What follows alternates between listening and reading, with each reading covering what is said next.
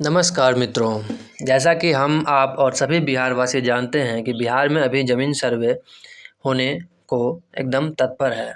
तो ज़मीन सर्वे के दौरान हमें कौन कौन कागज़ की आवश्यकता होगी वो हम आज के इस वीडियो में देखेंगे और किस तरह प्रपत्र 2 और प्रपत्र 3 हम भरेंगे और भरने के बाद हमें कौन सा रिसीविंग प्राप्त होता है, ये सब इस वीडियो में जानकारी हम और आप मिलकर आज लेंगे। तो चलिए शुरू करते हैं।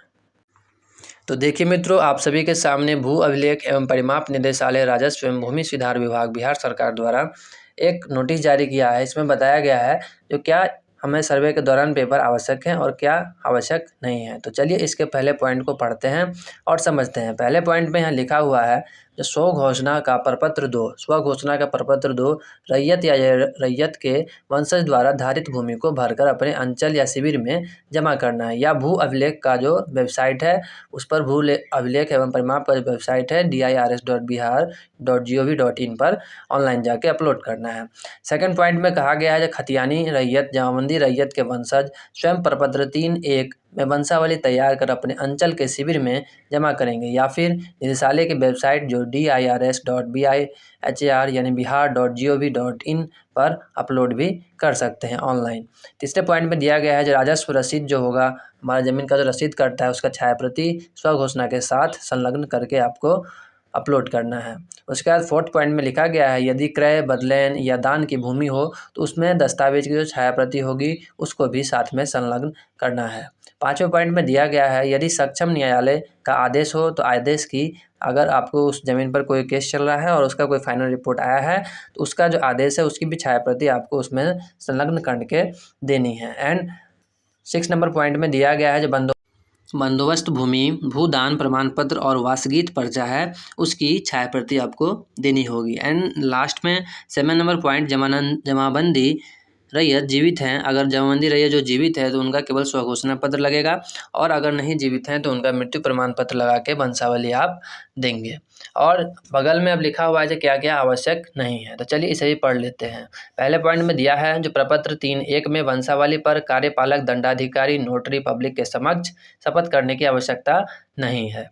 एंड दूसरे पॉइंट में लिखा गया है जो पीला कलर का इधर दिखाई पड़ रहा है उसमें दूसरे पॉइंट में लिखा गया है जो प्रपत्र 3.1 में वंशावली पर संबंधित ग्राम पंचायत के प्रतिनिधि से हस्ताक्षरित कराना भी आवश्यक नहीं है। इसमें ग्राम पंचायत प्रतिनिधि का कोई भी रोल नहीं है। आपको सरपंच से किसी प्रकार का वंशावली नहीं बनाना है, खुद बना के स्व अभिप्रमाणित करके उसमें संलग्न करना है। और तीसरे नंबर पॉइंट में दिया गया है जो खतियान के सच्ची प्रतिलिपि की आवश्यकता भी नहीं है।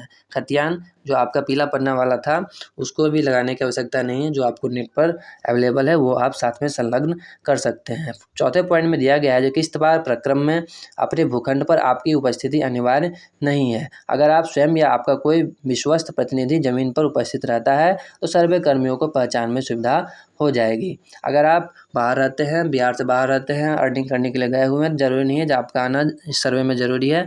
आपका कोई भी प्रतिनिधि, आपके घर का कोई भी मेंबर वहाँ पे खड़ा हो जाएगा तो उसकी जानकारी आसानी से प्राप्त की जा सकती है। और आवश्यकता नहीं वाले पॉइंट में 5 पॉइंट में लिखा हुआ है जो राजस्व रसीद की अद्यतन ऑनलाइन प्रति भी आवश्यक नहीं है। अगर ऑफलाइन रसीद भी आपके पास है तो आप उसे भी साक्ष्य के रूप में दे सकते हैं। तो ये था मित्रों बिहार विशेष सर्वेक्षण एवं बंदोबस्त में रैयत के लिए कुछ सामान्य अनुदेश जो मैंने आपको पढ़ के बता दिया। सबसे नीचे लिखा गया है राजस्व एवं भूमि सुधार विभाग द्वारा उपलब्ध कराई जा रही सेवाओं का लाभ लेने के लिए वेबसाइट जो दी गई है इस पर जाकर आप उपलब्ध लिंक पर नागरिक सेवाएं पर क्लिक करके इन सेवाओं का लाभ लेने की प्रक्रिया जानकारी आपको यहाँ पर मिल जाएगी। तो इस तरह आप ऑनलाइन अपना जो सर्वे है उसको अपलोड डाटा कर सकते हैं। और अगर आप चाहते हैं तो अपने ब्लॉक में भी जाके, ब्लॉक में भी शिविर लगा हुआ है सब ब्लॉक में, वहाँ भी जाके अपने कागजात को जमा कर सकते हैं। अब हम देखते हैं कि हमें प्रपत्र 2 किस प्रकार से भरना है। तो ये मित्रों जो आप सामने देख पा रहे हैं यही हमारा प्रपत्र 2। सबसे ऊपर आप राजस्व ग्राम, अपना राजस्व ग्राम सेलेक्ट करेंगे। जिस राजस्व में आपकी जिस ग्राम में भूमि है उसका मौजा यहाँ पर लिखेंगे। उसके बाद वहाँ का जो थाना नंबर है वो आपने यहाँ पर नोट करेंगे। यहाँ जैसे लिखा हुआ है राजस्व ग्राम में रूपौली और थाना नंबर में 173 यानी 173। उसके बाद हल्का देंगे आप, जो किस हल्का में वो आता है हल्का दे देंगे। उसके बाद पुलिस थाना, किस पुलिस थाना के अंतर्गत आप आते हैं वो देंगे, यहाँ बिशनपुर दिया गया है। उसके बाद अंचल आप देंगे हनुमान नगर, जो किस अंचल के अंतर्गत आते हैं, उसके बाद अपना जिला देंगे। उसके बाद यहाँ राइट साइड में रैयत का नाम, सह हिस्सेदारी के नाम एवं अंश अगर कोई हो तो उसका पिता का नाम भी लिखेंगे। तो जैसे यहाँ मोहन पासवान रैयतधारी हैं तो इनका नाम यहाँ पर लिख दिया गया है, और उनके पिता का नाम जगधर पासवान जो मृत हैं तो यहाँ पर उनका भी नाम लिख दिया गया है। सेकंड कॉलम में अस्थायी पता जो आपका जहाँ आपका रेसिडेंशियल है वो आप यहाँ पर दे देंगे, अपना ग्राम, पोस्ट, ब्लॉक और अपना पिन कोड अपने डिस्ट्रिक्ट के साथ। उसके बाद आप खाता नया पुराना दोनों है तो वो दे देंगे, और खेसरा भी अगर नया पुराना दोनों है तो वो दे देंगे। यहाँ पर मित्रों ये हो सकता है जो आपको नया खाता मिले, पुराना नहीं मिल सकता है तो नहीं मिलेगा, तो आप कम से कम खेसरा अपने नक्शा से अमीन से दिखवा के खेसरा कम से कम दे दें, और पुराना खाता अगर नहीं भी मिलता है तो कोई दिक्कत नहीं है। उसके बाद उस ज़मीन में आपका कितना हिस्सा है, कितना रकबा है, वो रकबा वाले ऑप्शन में आप दे दीजिएगा। और उसके बाद जो चौहद्दी का जो कॉलम है उसमें आप जो आपके दस्तावेज में चौहद्दी लिखा है उससे कोई मैटर नहीं करता, अभी वर्तमान में जो चौहद्दी जीवित व्यक्ति वहाँ पर है उस चौहद्दी को, उसका नाम यहाँ पर चौहद्दी के रूप में आपको दे देना है। उसके बाद किस किस्म का ज़मीन है वो आपको देना है, जैसे यहाँ पर भीट किस्म का ज़मीन है तो भीट दे दिया गया है, और यहाँ पर शेष को छोड़कर लगान देना है। आपके रसीद में ये लगान, अगर रसीद कट रहा होगा तो रसीद में इसका लगान आपको दिखेगा, आपको वहाँ पे शेष को छोड़कर जो लगान आप दे रहे हैं रसीद में से देख के आप यहाँ पर दे देंगे। उसके बाद भूमि पर दावा, किस प्रकार का दावा है, ये आपका रजिस्ट्री है या खतियानी है, उस प्रकार का दावा आप यहाँ पर लिख देंगे। जैसे ये खतियानी था तो मैंने यहाँ पर खतियानी लिख दिया है। इस प्रकार से अब जितना खेसरा में आपका ज़मीन है 1 बाय 1 करके आप सारे खेसरा, सारे खाता और सारे ज़मीन की चौहद्दी और उसका किस्म, ज़मीन का किस्म और शेष कर जो आपको वहाँ पर लग रहा है, शेष को छोड़कर जो कर आप दे रहे हैं ज़मीन का वो यहाँ पर भर देंगे, और जमाबंदी संख्या तथा ज़मीन किस प्रकार का है, खतियानी है, केवाला है, रजिस्ट्री है, वो यहाँ पर भर देंगे। और ये है आपके सामने प्रपत्र 3। प्रपत्र 3 में क्या करना है, सेवा में करके लिखा हुआ है, यहाँ पर आप अपना अंचल, अपना जिला भर लेंगे।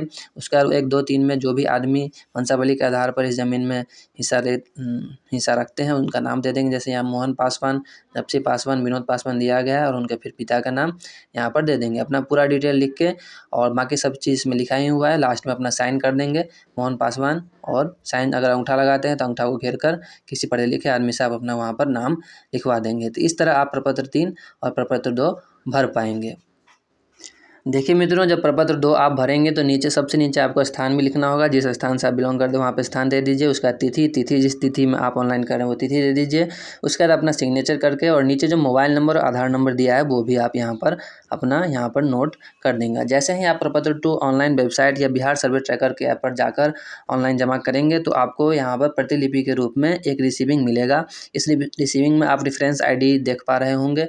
इसी रेफरेंस ID को आपको संभाल कर रखना है, और इसी रेफरेंस ID को डाउनलोड करके कॉपी करके आप वहाँ अगर पेस्ट करेंगे तो आपको इसका पूरा स्टेटस देखने को मिलेगा, क्या आपका द्वारा किया गया आवेदन सिलेक्ट हुआ है या रिजेक्ट हुआ, या क्या उसकी स्थिति है। तो इस तरह से आप अपना ऑनलाइन सर्वे कर सकते हैं घर बैठे, और अगर आप चाहें तो अपने ब्लॉक में भी जाके इसको जमा करा के अपना ऑनलाइन आवेदन कर सकते हैं।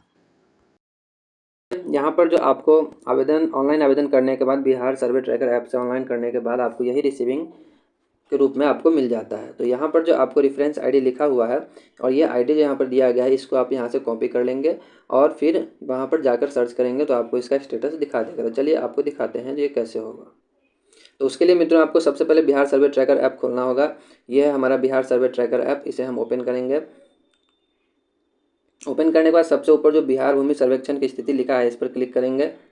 इस पर हमने क्लिक कर लिया। उसके बाद फिर सबसे ऊपर जो ग्रामवार विशेष भूमि सर्वेक्षण की स्थिति लिखा है इस पर क्लिक करेंगे। इस पर भी हमने क्लिक कर लिया। उसके बाद हमें ऐसा इंटरफेस देखने को मिल जाएगा। उसके बाद जो सबसे अंत में यहाँ पर देखें लिखा हुआ है, इसका मतलब यहाँ से शुरू होता है अपलोड किए गए स्वघोषणा एवं वंशावली, यहाँ से देखें।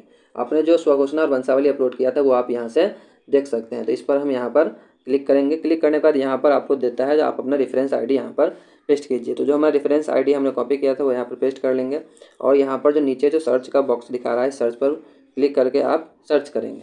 सर्च करने के बाद आपको यहाँ पर दिखा देगा जितेंद्र पासवान के नाम से ये ऑनलाइन आवेदन किया गया है, और यहाँ पर इस डेट में इस आवेदन को किया गया था। सबमिटेड बाय सिटीजन के माध्यम से सबमिट हुआ है। उसके बाद यहाँ व्यू PDF पर क्लिक करके आप अपने PDF को और अपने स्वघोषणा को भी देख सकते हैं। जैसे ही आप व्यू PDF पर क्लिक करेंगे आपके सामने वो PDF खुल के आ जाएगा जो आपने ऑनलाइन आवेदन करते समय अपलोड किया था। तो देखिए खुल रहा है। खुलने के बाद आप यहाँ पर डाउनलोड पर, यहाँ राइट साइड में जो डाउनलोड बटन लिखा हुआ है यहाँ पर क्लिक करके आप अपने अपना PDF ओपन करके देख सकते हैं।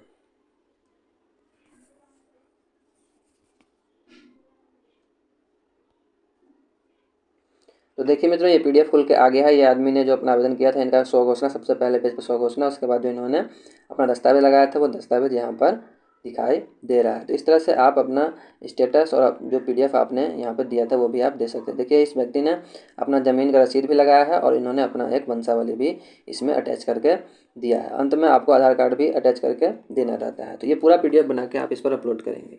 इस तरह मित्रों आप अपने स्टेटस को अपने ऑनलाइन जाकर इस रेफरेंस ID को कॉपी करके देख सकते हैं। उसके बाद अब आप अगर देखना चाहते हैं जो आपके मौजा में अभी तक कितने आवेदन हो चुका है, तो आप यहाँ से सबसे पहले अपना डिस्ट्रिक्ट सेलेक्ट करेंगे और अपना सर्कल सेलेक्ट करेंगे और अपना यहाँ से मौजा सेलेक्ट करेंगे। तो जिस मौजा का भी आप देखना चाहते हैं वहाँ से आप ये मौजा अपना यहाँ पर सिलेक्ट कर लेंगे। जैसे मुझे रुपौली मौजा का देखना है तो मैं यहाँ से रुपौली सेलेक्ट करके और यहाँ पर जो सर्च का ऑप्शन है यहाँ पर सर्च पर क्लिक करेंगे। यहाँ पर मौजा सेलेक्ट करेंगे, यहाँ पर सर्किल और यहाँ पर डिस्ट्रिक्ट। तो ये सब सिलेक्ट करने के बाद आप यहाँ पर सर्च पर क्या करेंगे, क्लिक करेंगे, क्लिक हेयर करने के बाद यहाँ पे वही है जो पूरा डिटेल आपको दिखा देगा। जैसे देखिए कमलकांत सिंह हमारे मौजे के अमीन है, उनका ये मोबाइल नंबर, उसका विनीता कुमारी हमारी कानूनगो हैं, फिर उनका मोबाइल नंबर यहाँ पर दिया गया है। उसका शिविर प्रभारी कोमल कुमारी है, उनका ही मोबाइल नंबर यहाँ पर दिया गया है। और अभी तक हमारे मौजे में 103 आवेदन अभी तक ऑनलाइन हो चुके हैं। आप भी अपने मौजे का देखना चाहें तो अपने मौजे में जाकर देख सकते हैं। और अभी तक अगर आपने अपने ऑनलाइन आवेदन नहीं किया है तो आप भी जाइए बिहार सर्वे ट्रैकर ऐप डाउनलोड कीजिए और खुद इस आवेदन को कीजिए। या फिर अगर आपके आसपास में कोई CSP सेंटर या CSC सेंटर है तो वहाँ से भी जाकर आप ऑनलाइन आवेदन कर सकते हैं। ठीक है मित्रों, इस वीडियो में बस इतना ही। तब तक के लिए बहुत बहुत धन्यवाद। अगर वीडियो आपको बनाया गया अच्छा लगे तो वीडियो को लाइक कर दीजिए और ज़रूरतमंद लोगों के पास शेयर भी कर दीजिए और मेरे चैनल को आप सब्सक्राइब करके मेरा उत्साहवर्धन भी कर सकते हैं। तो ठीक है मित्रों, बहुत बहुत धन्यवाद। तब तक के लिए नमस्कार।